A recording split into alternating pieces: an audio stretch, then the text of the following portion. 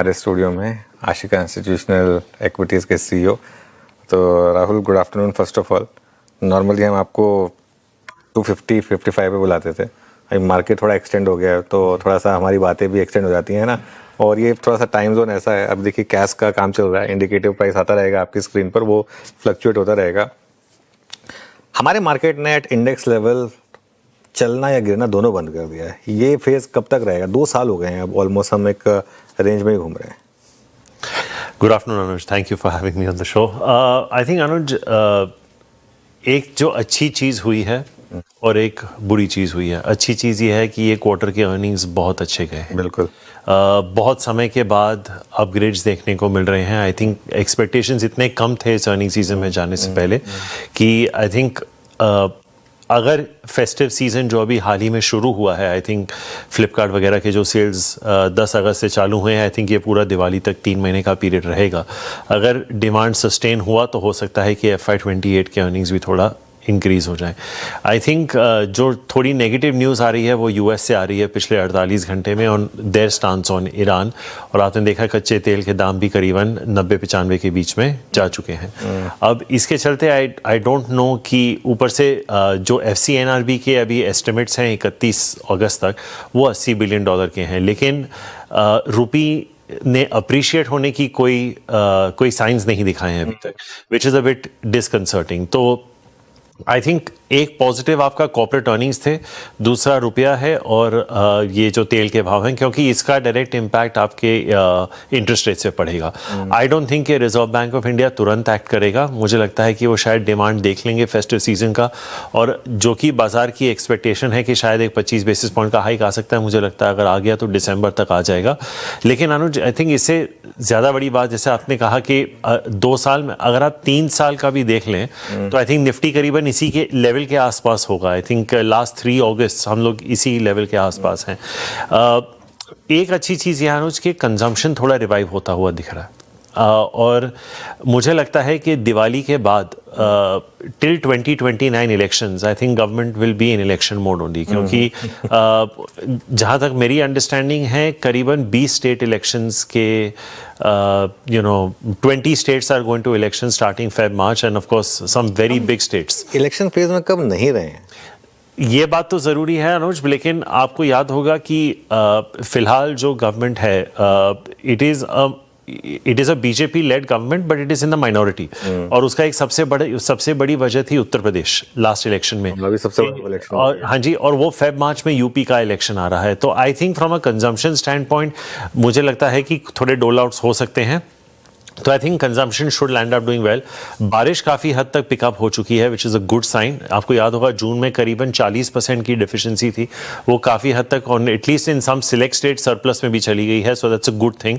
So I think it's a difficult call Anuj, and I think इसीलिए market कुछ कर नहीं रहा, क्योंकि एक तरफ आपकी अर्निंग्स अच्छी आ चुकी हैं लेकिन मैक्रोज अभी भी तो आपको लगता है कि थोड़े डामाडोल हैं। तो मुझे लगता है कि अगले 2-3 महीने में आपका निफ्टी यही कुछ 23,500, 25,000-25,500 के रेंज में रहेगा। लेकिन अनुज, आपको याद होगा कुछ महीने पहले हमने चर्चा की थी, जैसे मैंने कहा था कि जैसे ही दिवाली खत्म होगी और मुझे लगता है कि अर्निंग्स अपग्रेड्स आएंगे, और अगर ये सब हमारे, if you are able to put all this behind us, I still maintain my view के the Nifty could potentially be somewhere between 32,000 to 35,000 by next Diwali. That view is by and large unchanged.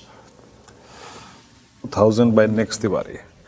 अच्छा राहुल, जिस समय अवधि का जिक्र आपने किया जिसमें हम मशरूफ रहेंगे चुनावों में, बड़े बड़े राज्यों के चुनाव, हमें एक बात नहीं भूलनी चाहिए कि उस वक्त इस पूरे काल में भी अमेरिका के राष्ट्रपति डोनाल्ड ट्रंप ही रहेंगे। ये ईरान और US की वॉर, जो कि लग रहा था कि मई-जून में कि शायद वो खत्म हो गई है, वो अपने अंतिम पड़ाव में है, लग रहा है जैसे कि ये सिस्टम में उसी तरीके से आ गई है जैसे रशिया और यूक्रेन की वॉर थी।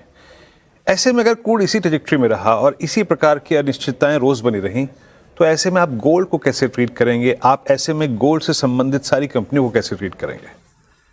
ये वीरू, गोल्ड आई थिंक आपको किसी भी वक्त asset allocation you should have, that I am very clear about. अब ऐसी स्थिति में देखिए, क्योंकि हमारा कारोबार इक्विटी से जुड़ा हुआ है तो ऑब्वियसली एक झुकाव वहाँ पे रहता है, लेकिन despite what I told Anuj, I think इस सिचुएशन ऐसी है, अगर मेरा आउटलुक अगले 12-15 महीने में इतना पॉजिटिव है तो आई वुड से कि जो से मे बी 3-6 महीने पहले मैं कह रहा था कि 50 to 60% इक्विटी एलोकेशन होना चाहिए, वो शायद मैं थोड़ा अभी इंक्रीज करके 60-65%, अगर आपका रिस्क एपेटाइट है तो वो 70% में भी कर दूं, क्योंकि मुझे नहीं लगता कि 25 से 50 बेसिस पॉइंट का ज़्यादा रेट हाइक होगा। अगर हो भी गया तो विच मीन्स आप बात कर रहे हैं 10 ईयर यील्ड की around 7.1, which is not much higher than where we are currently. So I think fixed income has been a good asset class for some time. Of course आपको एक allocation होना चाहिए, आप एक 10-15% वहाँ allocate कर सकते हैं, और जो बाकी का 15% है I would still be in commodities and within that maybe 10% still on gold. तो ये हो गया asset class का। अब आपका दूसरा सवाल था कि gold से related companies, अगर आप मुथूट को देख लें, of course काफ़ी हद तक ROA और ROE जो ये 25% पे ऑपरेट करती थी, अब ये 16 से 18% के बीच में आ गई है, लेकिन इनके ROAs आज भी 4% प्लस पे हैं, and compare to historical valuations वो वैल्यूएशंस आज की डेट में है नहीं, because these are companies that have traded at even 4.5-5.5 times on a 1 year forward. अभी ये सारी कंपनी आपको 3.5 टाइम के आसपास 1 ईयर फॉरवर्ड में मिल रही हैं। The joker in the pack is Manappuram, जिस हिसाब से वो कंपनी ने आके आंकड़े दिए हैं और जो हमारे चैनल चेक्स हैं, आई थिंक क्योंकि उनका एक वैल्यूएशन गैप भी है मुथूट के अगेंस्ट, आई वुड से कि आप अगर बैंक्स को हटा के NBFCs देख रहे हैं तो कुछ select housing finance, and I would be a buyer, you could buy both Muthoot and Manappuram. एक बायस ये है क्योंकि लिक्विडिटी मुथूट में भी ज्यादा है, market cap is a little higher, तो इंस्टीट्यूशनल होल्डिंग थोड़ी ज्यादा होती है, but I think I would certainly be a buyer in Muthoot at these valuations, and from an asset class perspective 10% मेरा एसेट्स गोल्ड में मैं इस वक्त रखता। ओके, 10% गोल्ड में रखते। राहुल, ये आईटी में जो रिवर्सल हुआ था, क्या जिसे कहते हैं has it played its course, या फिर आपको लग रहा है अभी थोड़ी और रैली हो सकती है आईटी में? अनुज, एक तरफ से ये नो ब्रेनर हो गया था क्योंकि 13-14 टाइम के मल्टीपल पे आ गए थे। आपको याद होगा जब लीमन का क्राइसिस हुआ था 18 साल पहले, तो these companies were trading at between 9-10-11 times. अब वैसी तो स्थिति है नहीं कि इतना उस वक्त बैंक्स की कटबैक हो रही थी स्पेंडिंग पे। इस वक्त बैंक स्पेंड कर रहे हैं लेकिन एआई पे कर रहे हैं, तो वो वैल्यूएशंस वर स्क्रीमिंग बाय। अगर आप ग्रोथ के लिए भी नहीं खरीद रहे, आप free cash flow dividend yield के खरीद रहे हैं, आप बायबैक्स के लिए, तो आपको in a way it was proxy to a fixed income investment at one point in time. But मेरा ये मानना है अनुज, और मेरा यही पॉइंट रहा है काफी समय से, कि इनके कैश बैलेंसेस इतने ज्यादा हैं। हमने देखा है कि कोफोर्ज, परसिस्टेंट वगैरह ने जाके एक बोल्ड एक्विजिशंस लिए हैं। मार्केट का रिएक्शन कहीं पॉजिटिव होता है, कहीं नेगेटिव होता है, but I think if they can buy growth, because organically large cap companies Anuj पांचों के पांचों मुझे नहीं लगता 7-8% से ज्यादा ग्रो करेंगे। So if you can get into a situation जहां आप जाके ग्रोथ खरीद लें एआई और ऐसी कैपेबिलिटीज में जो आपके पास नहीं है, and you buy growth and obviously the rupee depreciation helps you in your billing, तो ऐसी अगर स्थिति आ गई कि आईटी कंपनीज के अर्निंग्स 11-12% में अगर प्रोजेक्ट हो जाएं, तो I think there is still room for these valuations to expand further. अभी तक मुझे नहीं लगता कि मार्केट को वो कॉन्फिडेंस आया है कि अर्निंग्स डबल डिजिट में हो सकते हैं। मिड कैप कंपनीज में है, इसीलिए आप देख रहे हैं despite the correction, Persistent, KPIT, Tata Elxsi वगैरह, ये सारे जो कंपनीज हैं they are still trading at double the valuation of large cap. आपको कोई भी मिड कैप आईटी कंपनी आज भी 25 से कम के मल्टीपल में नहीं मिलेगी। So I would say selectively I would still be nibbling in. I think if I was to look at mid cap IT, Persistent and Coforge would be the places जहां पे मुझे लगता है मेरा थोड़ा ज्यादा झुकाव होगा।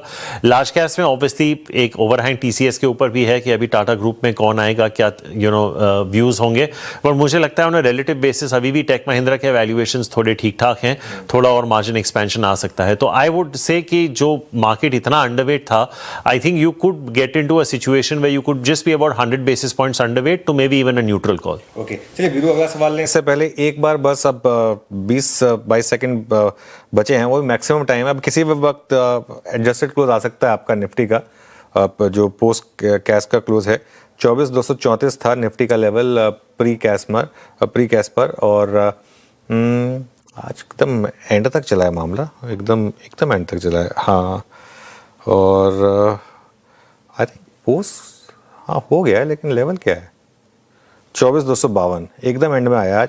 24,252 पर निफ्टी बंद हुआ है, 24,234.75। अब इसको रिफ्रेश करिए प्लीज, अब वो वाली प्लेट दिखाइए जो हम नॉर्मली दिखाते हैं, तीनों इंडेक्स वाली, जो सबसे पहले CNBC आवाज़ नहीं आपको दिखाई थी, और हम जैसे पायनियर होते हैं हर चीज़ में, निफ्टी 17 पॉइंट का डिफरेंशियल है, बैंक निफ्टी में 114 पॉइंट का डिफरेंशियल है, थोड़ा सा बैंक निफ्टी ऊपर आया है, सेंसेक्स एकदम फ्लैट है।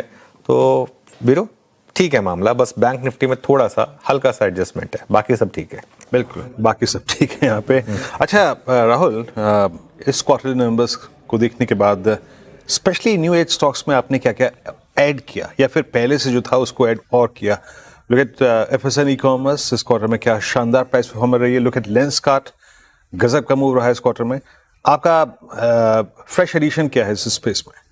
फ्रेश एडिशन तो नहीं है वीरू। आई थिंक इसमें एक ही चीज़ है कि जेप्टो का आईपीओ इस क्वार्टर में जो बड़ा एक एंटिसिपेटेड था वो नहीं हुआ। उसके चलते आई थिंक स्विगी में एक थोड़ा सा एक रुचि सी पैदा हो गई है इंस्टीट्यूशनल इन्वेस्टर्स में, क्योंकि जिस तरह के वैल्यूएशंस अभी अगर आप हेडलाइन नंबर देखें, if you include both the food delivery as well as Instamart, तो आपको अभी भी इंस्टामार्ट वर्चुअली फ्री पे मिल रहा है। अगर आप इटर्नल की बात करें, जो उसके मार्केट कैप की अगर हम चर्चा करें, तो मुझे लगता है कि अगर इसको सिर्फ ब्लिंकिट को अगर आप 40-45 टाइम्स से अगर वैल्यू करें, और जो ब्लिंकिट का एबिटा है हमें लगता है कि अगले 2 साल में करीबन 2500 करोड़ के आसपास हो सकता है, तो सिर्फ ब्लिंकिट का मार्केट कैप आपको 1 लाख करोड़ के ऊपर मिल रहा है। So I think Eternal could still be something that we could add. मुझे लगता है कि 360-375 का भाव अभी भी इटर्नल में आपको देखने को मिल सकता है, because they are running the shop very very well, they are well capitalised, I think they are very focused on their cash flows, so that's a good thing. I think Swiggy की अभी हाल ही में एनालिस्ट मीट हुई है, obviously projections बहुत ज़बरदस्त हैं EBITDA के। Market unfortunately उस दिन स्टॉक रेड में बंद हुआ था, बट आई थिंक अगर वो ऑन कोर्स चले जाएं, तो जब आपको याद होगा जब जोमेटो की जर्नी शुरू हुई थी, वो करीबन 40 या 50 रुपीज़ का लो करके आज अराउंड 300-325 के आसपास है। तो आई थिंक अगर स्विगी वो फॉलो कर सकता है, और अगर कैपिटल मार्केट में एक और कंपेटिटर नहीं आ जाता in the form of Zepto, तो मुझे लगता है कि Swiggy could be a good addition, because जैसे मैंने कहा कि अभी you are not paying any valuation for Instamart. I think Nykaa's results were all right. I think you can certainly Nykaa हर एक डिप पे आई थिंक हम देख सकते हैं, क्योंकि वो पूरा segment I think consumer and consumer related मुझे ठीक ठाक लग रहा है। एंड हालांकि ऑफ कोर्स हमारे कंपेटिटर ने आज अर्बन कंपनी पे रिपोर्ट निकाली है, लेकिन we have held a positive view on Urban Company for quite some time, and I think that could also be an interesting name. तो ऐसे कुछ फ्रेश एड्स नहीं है, ये वही नाम है जो जिनकी हम काफ़ी समय से चर्चा कर रहे हैं, बट मुझे लगता है कि in terms of absolute return Swiggy could be the best, may be followed by eternal, and I think Nykaa and Urban Company could be third and fourth in that list. Alright Rahul, चलिए बहुत बहुत शुक्रिया आज हमारे साथ जुड़ने के लिए और अपना समय देने के लिए हमें। Thank you so much.